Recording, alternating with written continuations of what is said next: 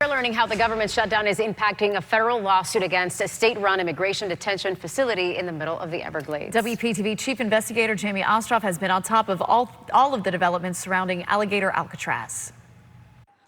Lawyers for the U.S. Department of Justice are asking a federal appeals court to halt all proceedings in an environmental lawsuit surrounding Alligator Alcatraz.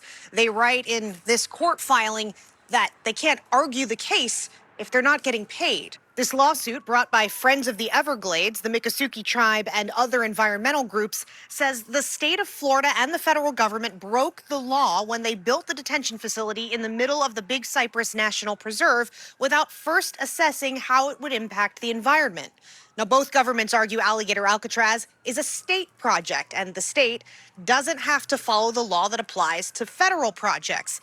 Now, back in August, a district court judge ordered the dismantling of the detention facility, but then that court of appeals paused the order in early September.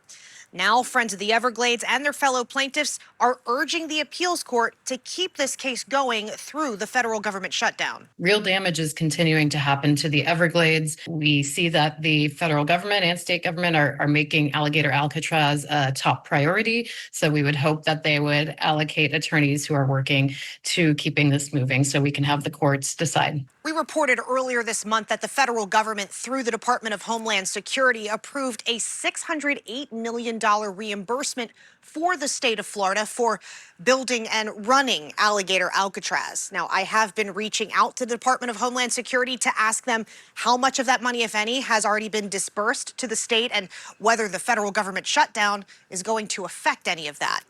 They have not gotten back to me. In West Palm Beach, I'm Jamie Ostroff.